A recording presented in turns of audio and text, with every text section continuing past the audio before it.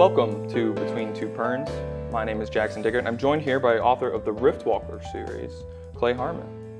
Nice to meet you. Yeah, thanks for being here, Clay. Thanks, appreciate it. Clay, you've got a really interesting magic system in your books.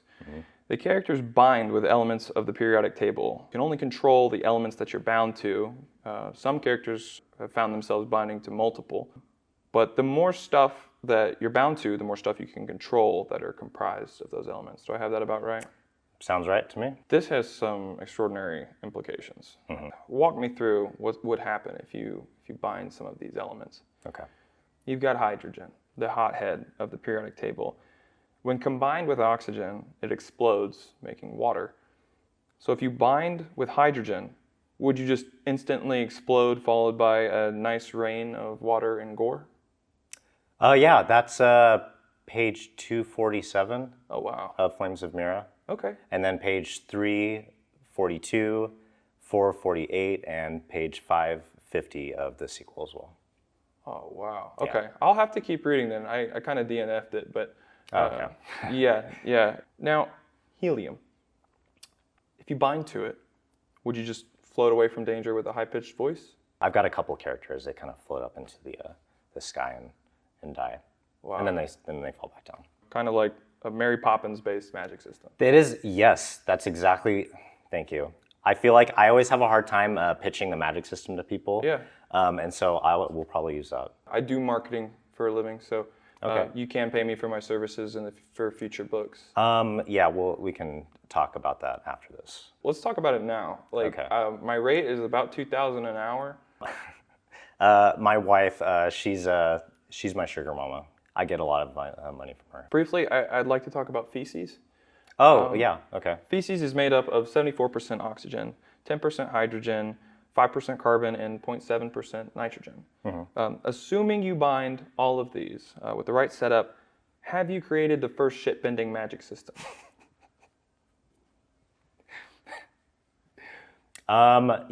This book, this is a series, and I've been really struggling with where I wanted the magic to go. Yeah. And so while I don't have shit bending in books 1 or 2, I feel like that's an avenue that I can explore in subsequent books. So thank you. Avatar: The Last Airbender fans will go feral. If you just put bending on the end of anything, they just swarm something. This whole periodic table of elements based magic system, it's a nice idea. It works for a handful of elements, but most of the elements would just cause you to instantly explode, would they not? Yes, unfortunately. The entire column of alkali metals would just make you explode if you bound them to you. Yeah. And then they become worse as you go down the column. Yeah. So by the time you get to francium, your powers would be uncontrollable. You just instantly be an atom bomb. And I mean, I do write grimdark, so having most of my characters spontaneously combust is, I feel like it's a given for that genre. Yeah. The readers really like gruesome deaths, so. But this really just feels like an assisted suicide magic system. Yeah, that's. The characters don't even have to fight. They just kind of take care of themselves. Wow. Yeah. If you bind yourself with mercury, which is a liquid at room temperature, you die. If you bind yourself with fluorine, the most reactive element, it won't explode, but it'll oxidize very quickly, and that just sounds unpleasant. If you bind yourself with lead, it would make you insane and impair your ability to think straight. The only redeeming quality is that it would protect you from radiation, which doesn't seem like the biggest concern in a world that has a tundra surface and volcanic underbelly. No. Anything above lead is radioactive and unstable and will either kill you very slowly or very quickly. So I'm just trying to gently point out to you here, you don't have much more room to expand this magic system, and you've only written the first book. You've got one more to go in this duology. It's not too late to just scrap it and start the next book with a whole new magic system.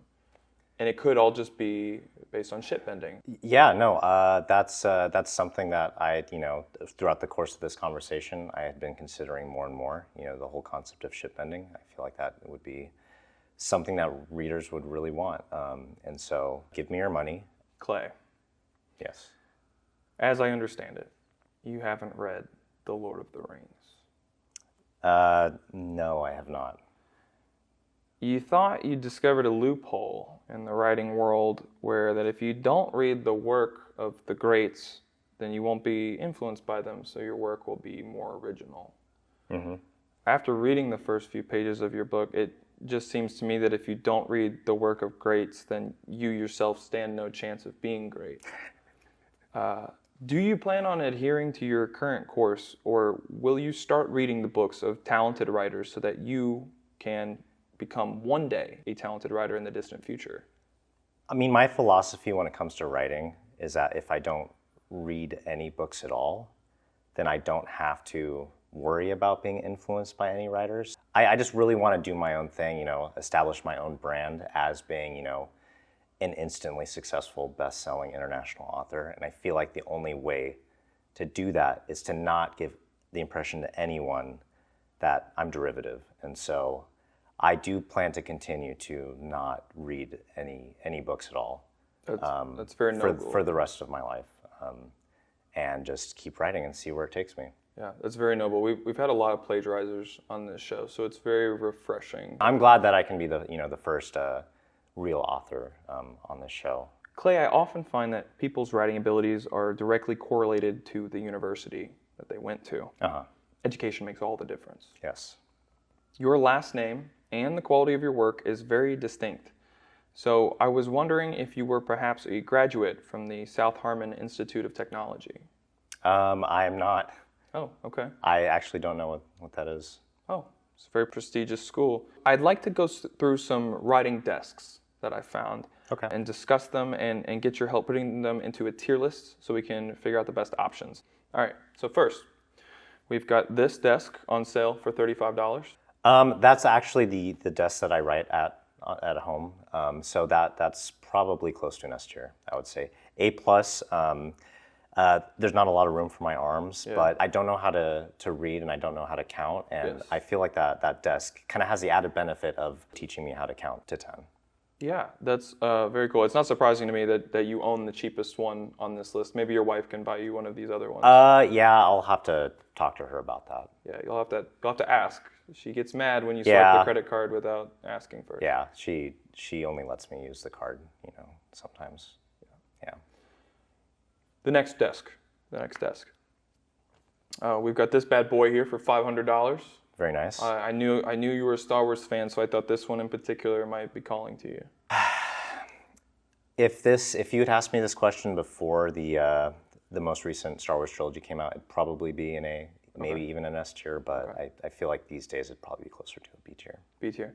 Yeah. I thought this one might especially be cool. The sound that the TIE fighters make when they're flying. It sounds like screaming, which is kind of what it's like reading your books inside my head. People keep telling me that, and it's getting really hard to hear that, but thank you. I really appreciate that. You're welcome for the feedback. Thank you.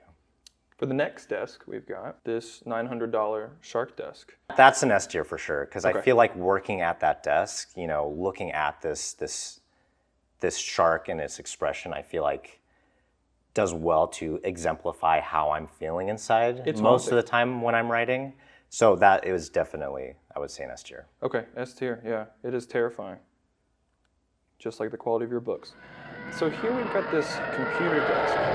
It's on sale for $900, so please factor that in. It's half off right now. Okay. And it comes with plenty of storage, as you can see. I mean, I feel like that's because it has wheels. It's something that you can travel with. I would say the convenience of that alone puts it at an A tier. You're just a very simple guy, it seems like. Yes. $9.99. It's really cool because you push the chair in and you can't even tell that it's a desk. But it's books all the way around. Mm-hmm. Where does this fall on the list? I feel for the simple fact that, I could probably squeeze in there and hide from, my writing and from, most of the world. I feel like that would put it at an S tier easily. Most of the world, by which you mean all the negative reviews. Yeah, which is most of the world. Yeah. The reviews that I don't, as an author, actually read, but that I actually do read all the time. Gotcha. late at night, when I'm writing in my journal. That's the surprising part. International bestseller, it doesn't just mean good. Sometimes if you're an international bestseller, it just results in most of the world giving you negative reviews. I actually purchased the international best-selling title from this this publisher for 3 payments of $49.99. So that's quite reasonably priced. Next, we've got $1,600 at the Home Depot. This beautiful desk built of books. I would say that's a D tier easily, because that's Jane Austen, Mark Twain, Charles Dickens, the classics, and Oh, that's right. You don't read those. the classics. I feel like they're not good books, like literally any of them. Yeah. Anything old is bad, just like my grandmother. Yeah, exactly. Next, we've got this one, very specifically priced, $7,640. I would say that's probably a C tier. My bed is already a car, Oh, and so so I you feel don't like need to- having like working most of the day at a car, and then sleeping at night in a car. I feel like that would be a little too much. So I'd put that in more of a C tier. Next up, we've got on sale again. Instead of $24,000, it's only $16,000. Is that rich mahogany? We'll assume for now it is rich mahogany. Okay. Where is it going on the list? I'm gonna have to give it just a straight C. See, Middle of the road. if you can't tell that it's rich mahogany, it's probably not. Okay. Right? King Louis XV's desk. It is only $217,314.15.